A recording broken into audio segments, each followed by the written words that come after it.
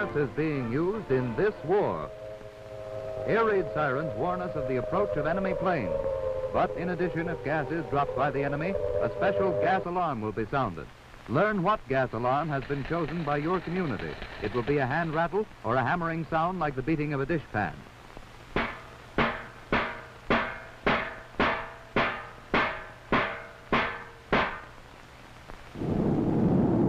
War gas is dropped from planes either as a spray or in gas bombs. But should enemy raiders use gas against your community, there is no reason for fear or panic. Because if you know what to do, you can protect yourself and safeguard your family against the menace of gas from the air.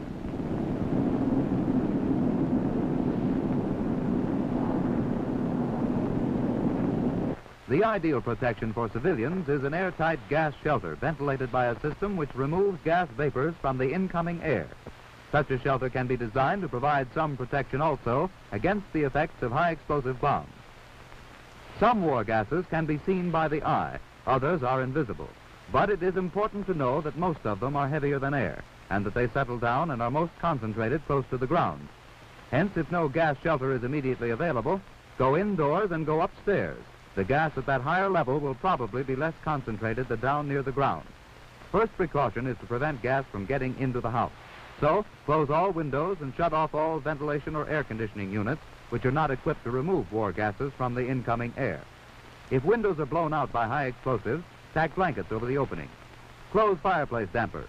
And if you live in a one-story house, seal all other openings around doors and elsewhere with cloth or rags. In a larger house, go upstairs. Don't go down into an unprotected basement unless you have a gas-proof shelter there.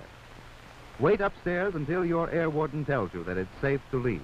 You may have to wait until even after the all-clear signal, for gas may still be present in your section.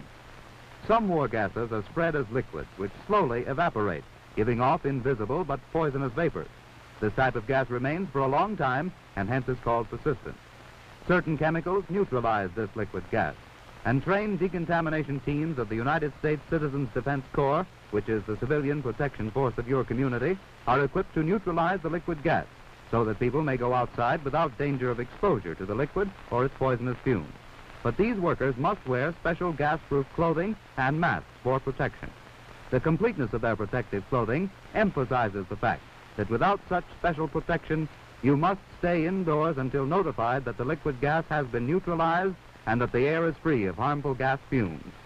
Liquid gas may also be washed away by a heavy rain or by a stream of water from a fire hose. Out in the fields where liquid gas has been dropped, dry chemicals that neutralize the liquid gas are mixed with the earth. This scene should remind us to stay off the grass after a gas attack. Persistent liquid gas and the fumes that it gives off may be lurking unseen and covered by grass or shrubbery for days or even weeks after it has dropped there.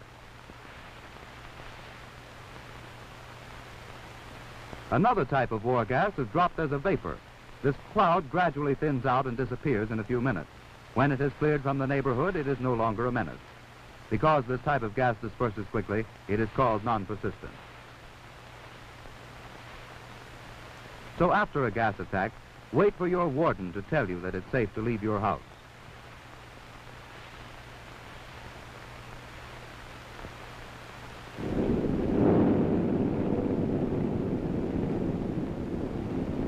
If you should be caught outdoors when gas is dropped, hurry to shelter, but don't look up, because liquid gas might fall into your eyes. Every second counts. Act quickly now in applying first aid. There are certain simple steps you can take to prevent or minimize the harmful effects of war gas. If the liquid splatters onto your skin or clothing, or if you have been exposed to gas vapors, remove all outer clothing outside the house, including shoes. This avoids spreading the gas inside. Remember, liquid gas spreads by contact like poison ivy.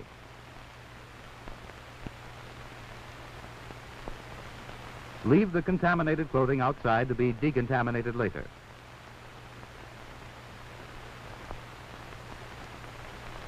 First, quickly remove as much of the liquid gas as you can by carefully blotting with dry cloth or absorbent material. Be careful not to smear or spread the liquid gas onto fresh skin areas. You must work fast. The liquid gas will cause blisters if not neutralized in a few minutes after exposure. You may use absorbent tissues to blot the liquid gas from the skin. Absorbent cotton may be used in the same way with equal success. Throw the contaminated materials used to remove the liquid gas into covered containers to be destroyed later on. Use ordinary household bleaching solution containing sodium hypochlorite to neutralize any liquid gas remaining on the skin. The exposed area of skin should be gently and thoroughly bathed with absorbent material saturated with the bleaching solution. Do not use rough cloths and do not rub with pressure, as this might cause irritation.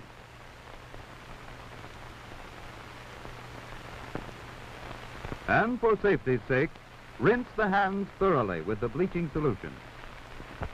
Provided eyes have been exposed, they should be treated immediately. The recommended treatment for the eyes is a 2% solution of baking soda, that is, bicarbonate of soda. In order to be able to use this quickly, make this solution in advance by mixing a tablespoonful of baking soda in a quart of water. Keep this handy in tightly corked and properly labeled bottles. Now, to actually irrigate your eyes, fill an enema bag with the prepared baking soda solution. Have someone help you irrigate each eye with a steady stream for at least 2 minutes. Alternate back and forth from one eye to the other, so that injury from the gas does not develop in one eye while you are treating the other. If an enema bag is not handy, use a tea kettle or some other device that will pour a small, steady stream. Results will be improved if you can hold the eyes open. And if you can't find anyone else to help, you can irrigate your eyes yourself, even though it is awkward. Then get into a shower as quickly as possible. This removes the bleaching solution after it has neutralized the gas. Use plenty of soap and wash thoroughly, for by doing so, you are taking an added precaution in the event you may have missed some exposed area. And be sure to wash your hair before you're through. If you don't have a shower, stand in the tub. Soap yourself thoroughly. Meanwhile, fill buckets of water and pour them over you to substitute for the shower.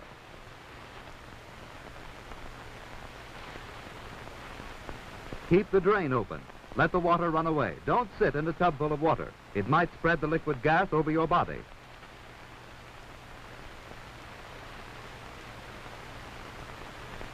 After bathing, irrigate the nose with a stream of the baking soda solution.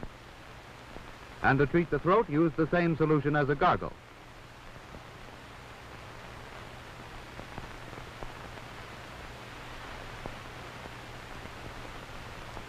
If you haven't provided first aid materials in advance, don't waste time looking for them. Do the next best thing. Wash immediately after removing your clothes. Let water run into your eyes to help remove any traces of gas which may be in them.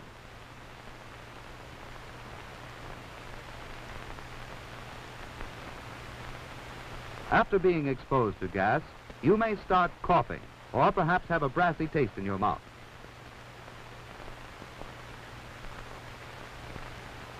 Your lungs may feel heavy and oppressed. Maybe cigarettes don't taste like they usually do.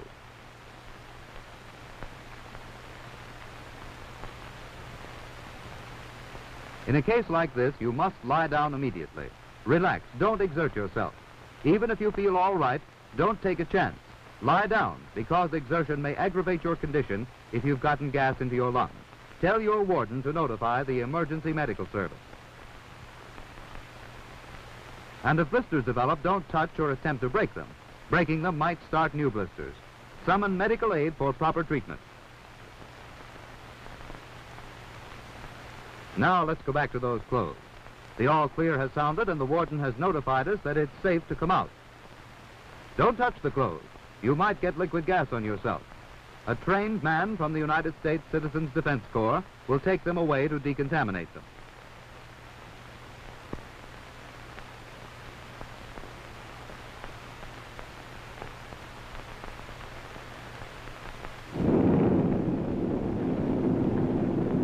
Why does the enemy use gas against civilians? Well, gas bombs dropped by the enemy do not destroy our homes and factories as do high explosive bombs. War gas does not start the devastating fires that are the great menace of incendiary bombs. War gas does not shatter arms and legs as bullets and bomb fragments do. The real purpose of the enemy in using war gas is to spread fear and panic, to destroy our morale, and to cripple our war production. The enemy hopes that we will become scared and panicked, that the weapons our soldiers are waiting for will fail to arrive when crucial battles demand them. But you can thwart the enemy by not giving way to fear and panic, because you know what to do if gas comes. Remember, close all openings which might permit gas-laden air to enter the building. Use blankets to cover windows shattered by high-explosive bombs. Go up above the first floor. Don't go down into the basement unless you have a gas-proof shelter there. Stay indoors until your air warden tells you it's safe to leave. If you come in contact with gas outdoors, leave outer clothing outside the building. Time is your ally if you use it, so apply first aid as quickly as possible. Quickly remove any liquid gas by blotting. Be careful not to spread the liquid gas. Then gently and thoroughly bathe the affected skin area with the bleaching solution. Wash each eye out for 2 minutes with a 2% baking soda solution. Soap and wash next. Use lots of soap, do a thorough job. Use either a shower or pour buckets of water over you in a bathtub. Irrigate your nose. And gargle your throat with the baking soda solution after bathing. Don't waste time looking for first aid materials. If you haven't provided them in advance, soap and shower immediately after removing your clothing. Wash your eyes out with plain water. If your lungs are affected, lie down to rest while waiting for the doctor to arrive. Or if blisters form, summon medical aid.